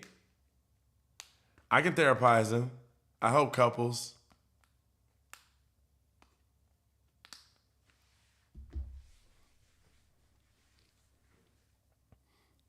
He only talks to her as much as he needs to keep her around. Right. But see, here's the thing. If I say that, then it's gonna sound like I might be judgmental, right? So normally that answer doesn't work. Normally that answer doesn't work because if you tell people straight up, well, it's probably just ignoring you, blah blah blah, then they're gonna come up with an argument, right? So what you have to do is you have to find a way for them to see it without telling them the direct answer. If you go with the idea that you could be wrong, then you'll be able to word it in a way that they can visualize it for themselves. That's how I normally. But yeah, I love the fact that in the chats everyone else says what they think because then it helps support that they're not crazy, right? For thinking suspicious. Hotel at a resort in another country. What? If that's true, then he's got a pretty crazy job. This guy is very distant. Like what are you gaining from this relationship? Doesn't love come naturally? I guess. Then again, I can't speak for everybody, right? I don't know if everyone knows how to love properly. I guess it wouldn't be crazy that some people might genuinely need to learn how to correctly love someone, right? Some people need to learn. Um, I just started talking to a man that works 13 to 16 hours a day and still find times to talk with me and see me. I know some women that have boyfriends that are in jail that find time to talk to them. So, not sure what his deal is. I would say you're not being prioritized. That's what I think. Even if that all is true, you're not being prioritized. Anna followed the live creator. Thank you for the follow, Anna.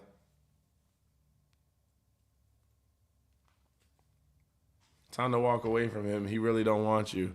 See, they're going hard in the comments now. They're going hard. I love that.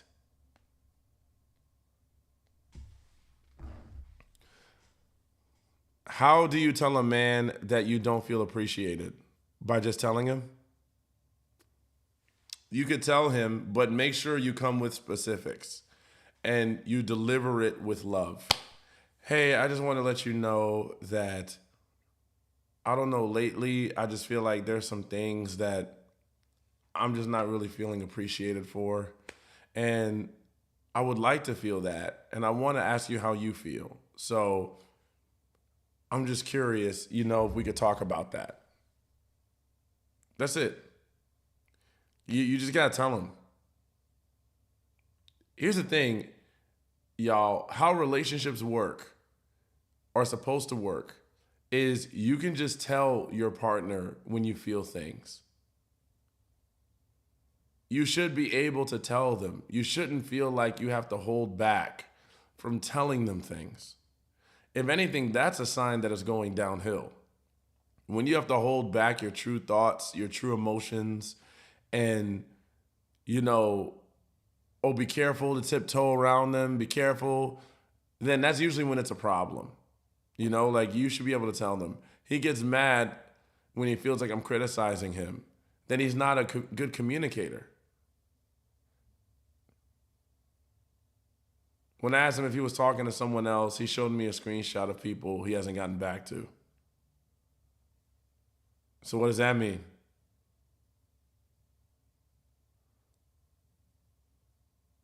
I've been trying to call him. I don't think you answered my question. What are you gaining from this situation? What are you gaining from dating him that you can't get from another guy? that lives closer and actually pays attention to you? Like, why are you trying so hard for this? There's something motivating you. Xavier, after 17 years, how do I start to date again? You joined my webinar. You join my webinar. And I will guide you. How do you deal? She don't want to lose. That's what I'm trying to figure out. I'm like, what's there to lose? What's so unique? She still hasn't answered me. I need an answer in order to move forward. I need that. I have clients that do that to me. I'll be like, well, so what's so significant about this? And then they just skip over it. Nothing at this point. So you're fighting for nothing. So basically, this is your fault now. So that's what that means. Because if you're sitting here saying, well, I'm trying to figure out all these alternatives, if you say that there's nothing that you are gaining from him that's unique or special that you can't get from someone else, then that means every move that you make forward from this point forward is you chasing your own fantasy. That's what it is. That's a fantasy in your head now. Like now there's no validity. There's no tangible, liquidity. There's nothing that you're getting. How do you deal with a situation where your partner keep turning off their phone? I would ask them why they keep turning off their phone.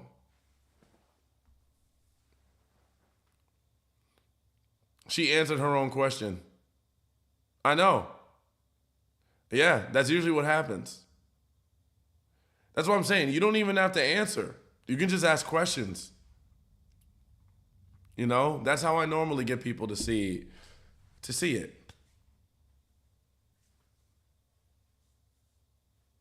Then why keep trying? He don't want you. Well, it's usually, so when I've seen people normally chase people that don't want them, I've seen it for different reasons. One, it's because they can't handle rejection. So when they get rejected or they feel like the person doesn't want them that they want, they'll fight for that validation, right? They'll fight for that person to want them back. Right? That's what they want. They want to it's like getting a win. Like, oh, I can't just go down like this. I can't just go down and I fought for this and he never once valued me. It's like getting your ego helped. Number two, I've seen that they need to validate the fantasy that they created in their head. And when he doesn't do it, then that makes them feel crazy. Like I had this vision of who he is in my head and who he could possibly be. And I'm fighting for that fantasy. And when he doesn't do what I need him to do, it invalidates the fantasy that I've created. I've also seen it where, some people just can't handle being walked away from. Some people can't handle that. They can't handle when someone is done with them. And they try to draw all of these logical points, and make excuses. But the reality is you just need to let go. You just need to learn how to let go.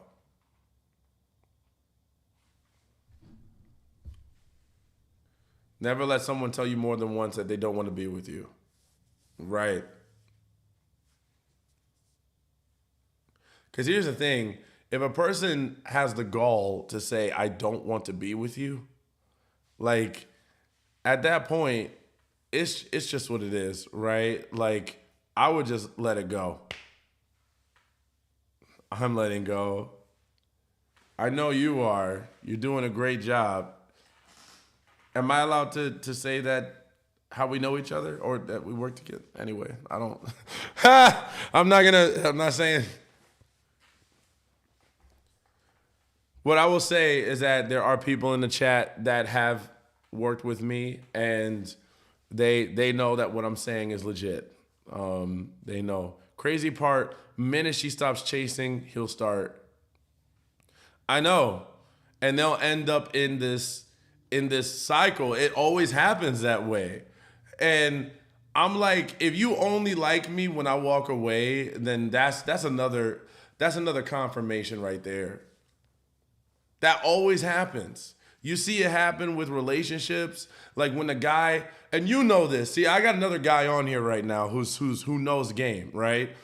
The guy will treat her so bad for so many years, right? Or for a long time, and just completely, like, I guess, take her for granted. Cause you know how sometimes guys can do that, right? Like we'll be like, oh, she be all right, man, I don't care no more. Then the second she walks away, we're like bloodhounds. Like, where'd you go? What happened? I miss you. Why do relationships have to be so difficult? They don't have to. We keep entertaining difficult people. After a while, we gotta start looking at ourselves and saying, why do we keep ending up and staying with these people? There's good, healthy relationship people, and there are difficult people. These are two different kinds of people. Now, all relationships have imperfections. All dating situations have imperfections. But we literally go to this category of people. They trigger us, and then we try to fix them. We try to make them normal. We try to rationalize with their crazy behavior. We try to say, oh, let me make an excuse. Oh, I want to fix them. Like, we do this to ourselves. We don't know how to let go of people. So, unfortunately, the people that challenge us in the wrong way are the people that keep us. Because then we're like, oh. But what we need to stop, but what they're actually doing is they're creating a problem in us where we feel like we can help these people. We feel like we can get them to be what we want them to be. But the reality is all you're doing is developing a groomer's mentality. Because, I mean, think about it. Y'all know how groomers work. We talk about groomers all the time. They're usually men, right? We talk about a man who grooms a young woman, a woman who's younger, and he grooms her into what he wants, right? I hate to say it. It goes both ways, right? Because you're not fixing someone. Someone doesn't need to be fixed. You're trying to change them into your idea of good. This person got this far in life. They got this far in life. No, fine, just fine without you. Somehow they got to this point in life and you're like, I need to tell them what the better way is. What are you talking about? Better for who? That's better for you. And see, that's where I think sometimes we got to realize we're acting in our selfish mindset. That's self-serving. And then here's the crazy part. No, here's the part that's really going to set y'all off. I've seen people that say they want to change a person. The person actually ends up making the change and then they don't like them anymore. What's that about? Oh, I want them to be so loving and kind and I want them to just see it my way. Then they finally start doing it and they're like, I don't know, it's just not the same anymore. Like, what?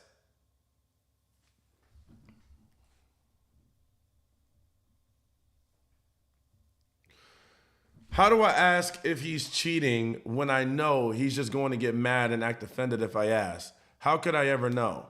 If he's been acting difficult for a long time, I don't know what I did wrong.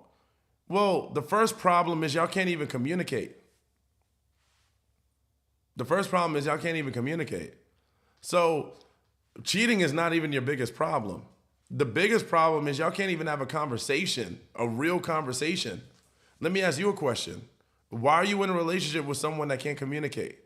What do you think you're going to be able to accomplish with someone like that? What type of relationship are you going to have? I just don't understand why he just didn't say, I don't want to talk to you anymore or something. Why leave me wondering what happened? Well, it's not for you to understand. What you do need to understand is that everybody has a right to choose whatever they want to do. People don't have to do what you need. They don't have to be honest with you. They don't have to tell you the truth. They don't have to follow up with you. They don't have to cater to your needs. They don't care. They can choose not to care, and they can choose to move on. Everybody has a God-given right to choose whatever life they want to do and whatever decision they want to make. Now, with that being said, you also have a decision to say, I don't want this person in my life anymore. So instead of trying to say, I don't understand why you didn't do X, Y, Z and why you could have been better, what you could say is, thank you for showing me your character. I'm going to move on. I'm going to find someone whose character is more aligned with what I'm looking for. This is a character reveal. Sometimes we miss the blessings, you know? I love when people show me that their character is bad. Sometimes I love when they show me that, because then I'm like, okay, great. Now I know you got problems. I'm good. You ghosted me for 2 weeks? Oh, nah. I'm out. This is crazy. I'm not putting up with that.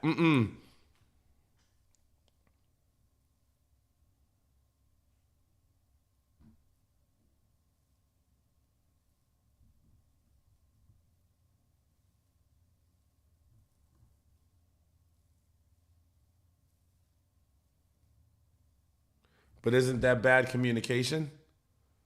Isn't what bad communication? It's so hard with kids. Yeah, so what I'm saying is easier in a dating field when you don't have kids and you're not married, right? When you are married or you have kids, it is a lot tougher what I'm saying. It is not that simple. I know I personally work with married couples on a regular basis. So it is definitely a lot tougher.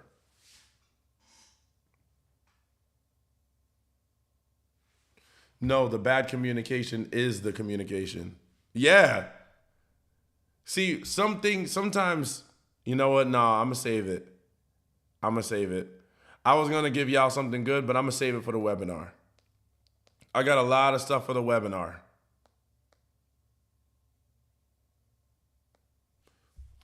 But the kids will suffer in the end. I mean, they're already suffering. If you got a crazy, person that you're dating, no matter what, the kids are going to suffer. They're going to suffer because they're going to hear you guys arguing. They're going to hear you guys not getting along. They're going to have to pick sides. You're going to try to turn against each other. Don't worry. They're suffering plenty. What I'm saying, communicate, and hey, it's not working. We should go our separate ways. You're asking for too much. In my opinion, you're asking for too much from someone who's choosing to actively go their separate way. Instead of looking for someone to be your closure, why not just give it to yourself? You see through the actions, you got the communication. Why does he have to say it too? He's showing you. What sometimes we have to do is get better with looking at their actions and developing a conclusion without the words. I could care less about what you got to say. If I see you acting a certain way, if it smells like a dog and it acts like a dog and it looks like a dog, it's a dog, right? It's like that quote. I'm going to go with it. I'm not going to sit here and try to be like, well, you got to say words on top of all the damage you've done. Like, what? I've seen enough, baby. I've seen what I needed to see. Let me ask you a question. If the person kills someone in front of you, right? And I know this is crazy. If someone unalives a person in front of you, right? Are you going to be like, well, they got to tell me that they did it? No. You saw everything you needed to see. You know what I'm saying? I don't need closure. Come on. I saw it.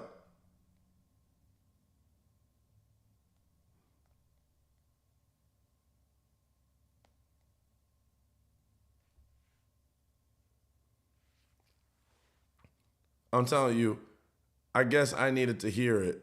Well, that's what I'm saying. The fact that you need more than you already got shows that you're just not listening. And I say that with love. You already saw the proof. You saw what you needed to see. That was proof enough. that this person is not consistent with you, they're not prioritizing you, and they're not making sure that your needs are getting met. They're not concerned about how you feel. So you did hear it. You just didn't hear it verbally, right? You saw it, you felt it, you witnessed it. That's all you need. Closure without words is sometimes what we can reprogram ourselves to align with, right? Closure without words. You already saw it. Now you just have to accept it. Because I can tell you, here's what I can tell you. If you still ain't heard it by now, then what that could technically mean is that even if they did say it, you wouldn't believe it. I've seen that before too, where someone would say that, man, I just need them to say it. I just need them to say it straight out. They did say it. And then they were like, well, I just don't believe it. And it just, they kept going, you know? It's like, because it's a mindset, right? Acceptance is a mindset. Acceptance is a mindset. Caught him looking up trans TS escorts, and that was enough disrespect for me. Wow. They got those? What state are you in? I never got closure. His actions all I needed. Yep. Where are you at? Where do you live at?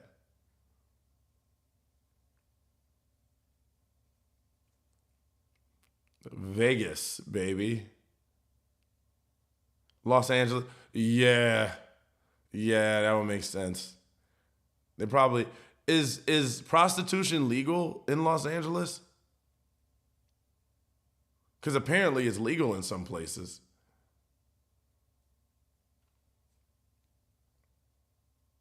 That's all I needed to move on. That's what I'm talking about. That's what I'm talking about.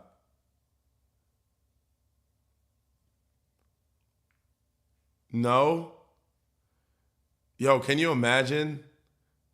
Can you imagine being on a gotcha page for trying to get with a prostitute? Like, that's crazy to me. But a trans, well, yeah, I mean, yeah, but the point is, like, prostitute, regardless, right? It's like if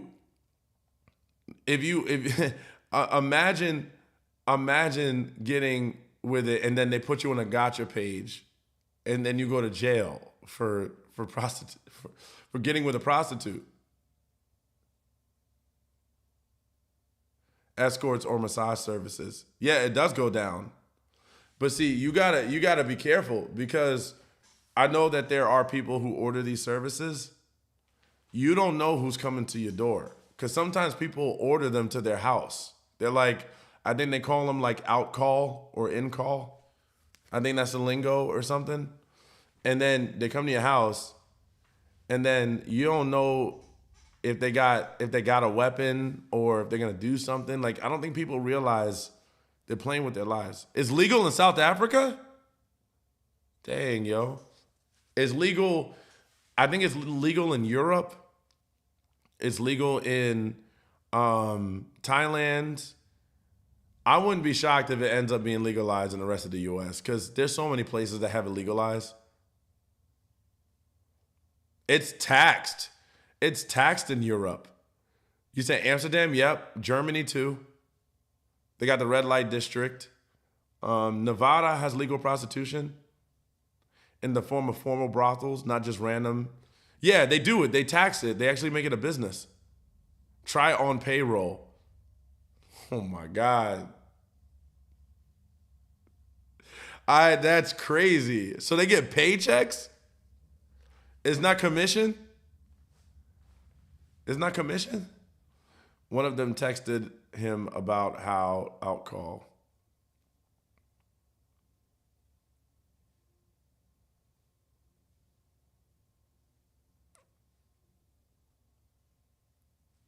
That's wild. On payroll is so wild. That's what I thought. I'm like, if you're literally putting your body on the line, like, should you not get that entire paycheck? Or at least a good percentage of it? Because I would think that the company is supposed to protect you, right? Like if you go to a brothel, it protects you from getting hurt. Like they can pat them down, make sure they're not crazy. If something happens, they got boys downstairs. I thought it'd be something like that. It's not commission? Stop it. Y'all lying. No way. Why would you do that? What? They're a legit business. Las Vegas has that. Yeah, I know. I know about that. That's like one of the first things you learn growing up as a man is about Vegas. The chicken ranch. I low key thought of fried chicken with ranch on it when you said that. Security and overseers. Damn. It's a wicked world out here, man. There's a lot going on. So if your man takes a boys trip to Las Vegas, the Bunny Ranch. Now I've heard of the Bunny Ranch. That's been around for a while though. They got some OGs in there, right? I heard about the Bunny Ranch. It used to be on that show. I don't know if you saw that show back in the late 90s, early 2000s. It was called like Real Sex or something. I used to watch that show when I was trying to get away with watching stuff when my parents weren't in the room. It was the only way I could get access to stuff. I'll admit it. I was like, what is this show? It was all informative and stuff. They would talk about the Bunny Ranch all the time. I was like, what the hell is this?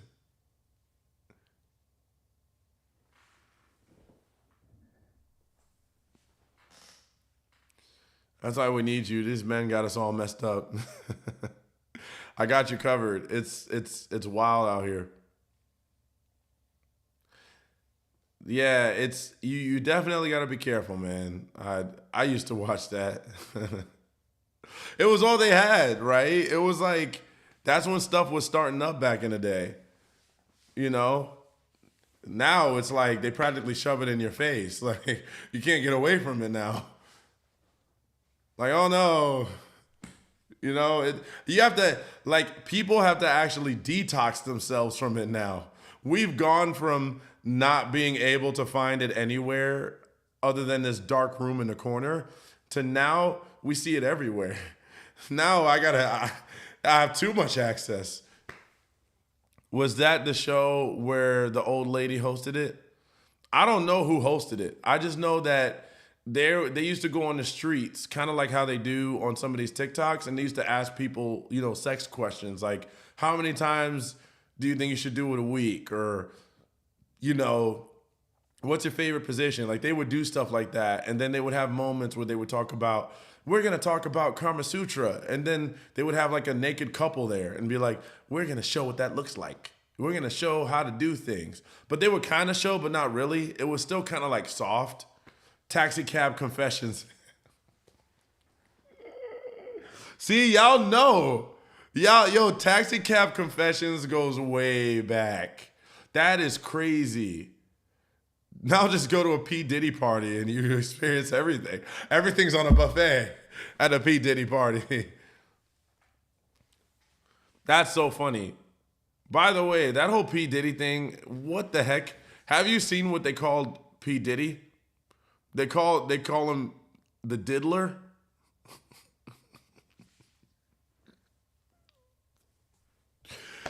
I was done. When they called him the diddler, I was weak. Like, that is crazy. The diddler is hilarious. That dude, when I saw that video of Cassie, I was like, boy, what in the hell?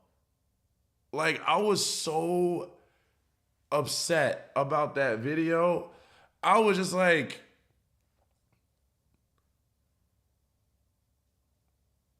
P. Diddley. P. Diddley is crazy.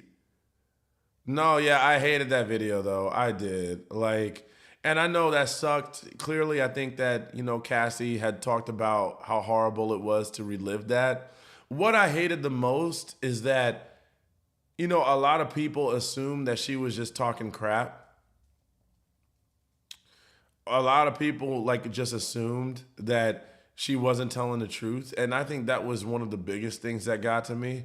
Because it was like, how messed up is that we live in a society where people, and then they didn't believe her. Like, they didn't believe her. And there was a dude, like, I think there were a couple dudes that were like trying to say, oh, I'm sorry, I called it way too soon. First of all, whether you believe it or not, right? Let's just go with that. Whether you believe it or not, have compassion regardless, because you never know. You never know what kind of victim they were. You don't know what spectrum they were on. You don't know. So try to just have some compassion regardless. And yeah, the apology, I didn't like that one. I knew if Tupac don't like you, you probably a shit person. No, for real though. No, for real. That's funny. Yeah, because Tupac, he wasn't afraid to say how he feels. Jaguar Wright was telling the truth, and Cat Williams. Yeah, Cat Williams, did Cat Williams say the truth or did he? Yo, like when he came out with that didn't he say this was gonna be the year of the truth or something like that? Like he said that. He said, P. Diddy, he said, you got to tell him no to these parties. Yo, did Cat Williams, did or did he not say a lot? Man, it's like everything he said in that interview came true. Like, I'm like, damn. That dude called it, man. Just wants to party. You got to tell him no. He said that like he gonna ask you 5-10 times. Like you gotta really tell him no. That is funny, man. No, you know what? You want to see who I think P. Diddy probably was in real life? You ever seen that movie Get Him to the Greek? If you ever want to see what P. Diddy, what's closest to what his personality was like outside of this interview stuff, watch the movie Get Him to the Greek. That version of him is probably who he really is, because he was wild in that movie. That was based on his real life. Yeah, exactly. Because I was like, he's doing this role a little too well, right? He did that role a little too well. I was like, I don't know, man. He's acting like he's joking. Yeah, nobody wrote that character. Yo, in fact, they didn't even write the script for him. He just was on improv. Like, because I swear, the more I'm learning about him, I'm like, Get Him to the Greek was hella accurate. Like, because P. Diddy played the role of himself in that movie in Get Him to the Greek with Jonah Hill, right? And he played as like a music agent, producer, a record exec, right? So, but when you see the way he talks and acts, like, he's so hilarious. It's almost like he's actually like that.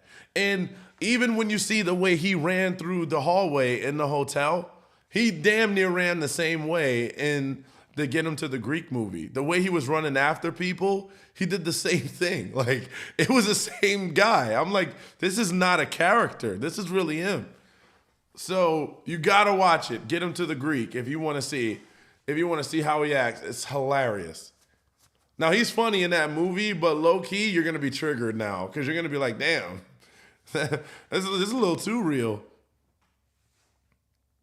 Yeah, no, that was a funny movie. I enjoyed that movie. People sending me stuff on Instagram? He's deviant in real life.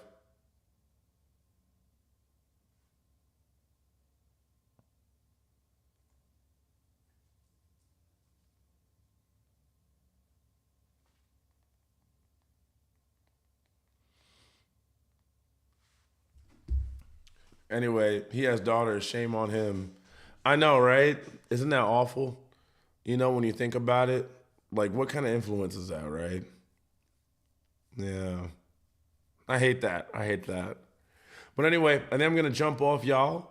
So here's what I'm going to say. This is last call. Make sure you get in the webinar. Click the link in the bio of my TikTok and my Instagram.